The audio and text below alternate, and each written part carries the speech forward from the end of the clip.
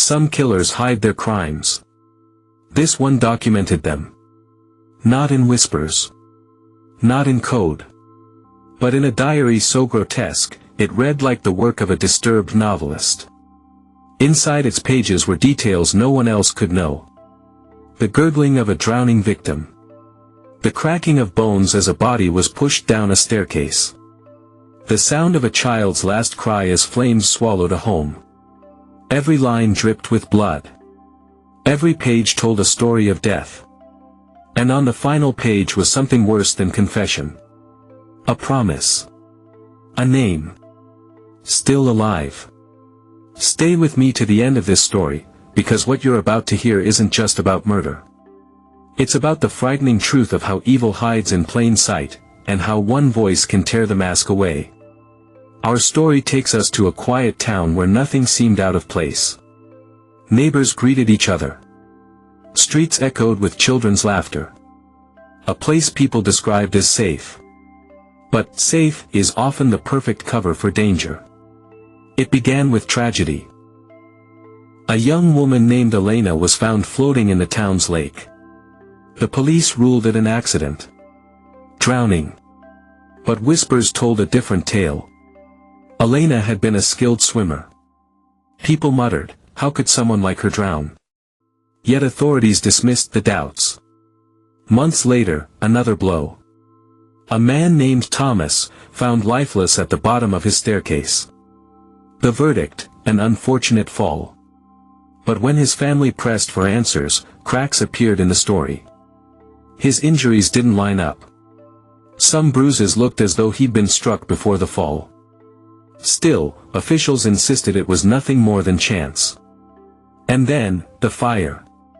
A small house went up in flames late at night. Inside were Margaret and her young son. By the time firefighters arrived, it was too late. Investigators pointed to faulty wiring. But neighbors swore they heard screams before the blaze spread. When the bodies were recovered, Margaret's wrists bore marks, as though she'd been tied. 3 tragedies. 3 accidents. But one woman wasn't convinced. Her name was Rachel. She was known for being quiet, thoughtful, and easily overlooked. But she carried her suspicions like a burden. Elena had been her closest friend. Thomas was her colleague.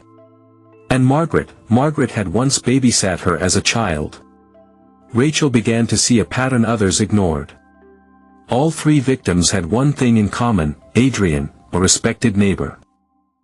Adrian was charming, always helpful, the kind of man who showed up with a smile and a toolbox when your pipes leaked. People praised him. Trusted him. Some even admired him. But Rachel noticed things others didn't. His presence at each tragedy. The way he appeared moments after disasters struck, with excuses ready on his lips. The way his eyes followed people, cold, calculated, lingering too long. When Rachel spoke up, she was dismissed. Authorities called her paranoid. Neighbors pitied her grief.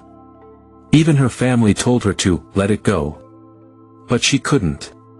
Something inside her screamed, this isn't bad luck. This is deliberate. Rachel's suspicions hardened into certainty the day she entered Adrian's garage. He had asked her to help carry boxes for a community fundraiser. While stacking old newspapers, she noticed a leather-bound book shoved into a corner. It looked out of place. Curious, she opened it. The first pages seemed ordinary. Complaints about work. Notes about the weather. Harmless scribbles. But then, her blood turned to ice. The handwriting grew jagged. Erratic. Each line is darker than the last. One entry read. Held her under the water. She kicked, scratched, but her fight was beautiful. Watched the air leave her lungs. Finally still. Another. The fool never saw it coming. One push, one glorious snap. His silence echoed louder than his voice ever did. And then the fire. She screamed longer than I thought. Tied her down so she couldn't run. The flames danced, the boy cried. Their ashes are mine to keep. Rachel's hands shook as she flipped the pages. It wasn't just rambling. It was documentation. Crime scene after crime scene. Details never made public. Memories no one but the killer could know. But the worst came at the back of the diary. There, scrawled again and again, was her name. Rachel. Plans. Notes. Observations. Walks home at 8. Alone most nights. The river will suit her. The diary wasn't just a confession. It was a prophecy. Rachel was next.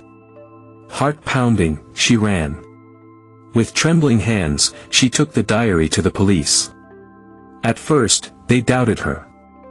A diary could be fiction, they argued. Disturbing fantasy. But forensic experts tore through it. They found chilling evidence, pressed flowers from the lakeside where Elena drowned. Burn marks matching the house fire. Even descriptions of wounds that had never been made public.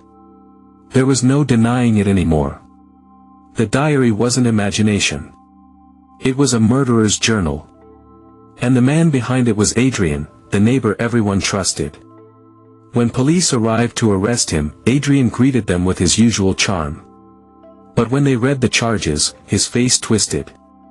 No more smiles. No more warmth.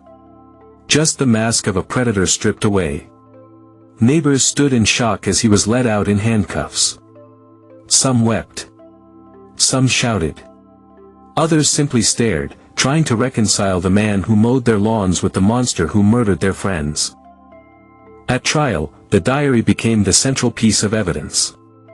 Each page read aloud felt like reopening wounds for the victims' families.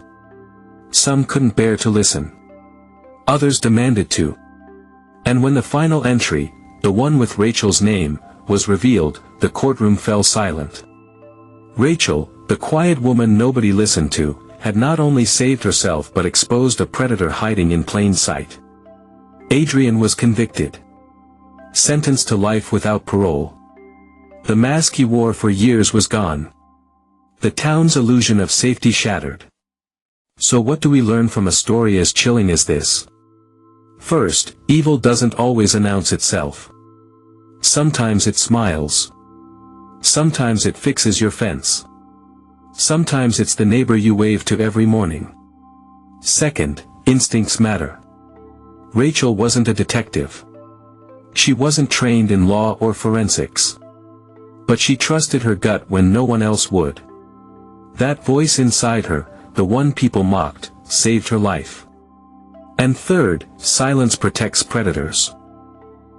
Speaking up, even when you're dismissed, can change everything. Rachel's persistence didn't just uncover a diary. It gave justice to the dead. And it stopped a murderer before he struck again. The diary that exposed a killer is more than a crime story. It's proof that truth has a way of surfacing, even when buried beneath lies. Rachel found her voice, and in doing so, she became the voice for those who could no longer speak. So ask yourself, what would you do if your instincts told you something was wrong? Would you stay silent? Or would you speak, even if no one believed you? If this story made you think, share it. If you believe instincts are worth trusting, like this video. And if you want to hear more stories where truth battles silence, subscribe and join this community. Because together, we don't just listen. We remember. We reflect. And we make sure no killer can ever write their crimes in blood, and keep them hidden. This story is a fictionalized true crime narrative, created for storytelling purposes. Any resemblance to actual persons or events is purely coincidental.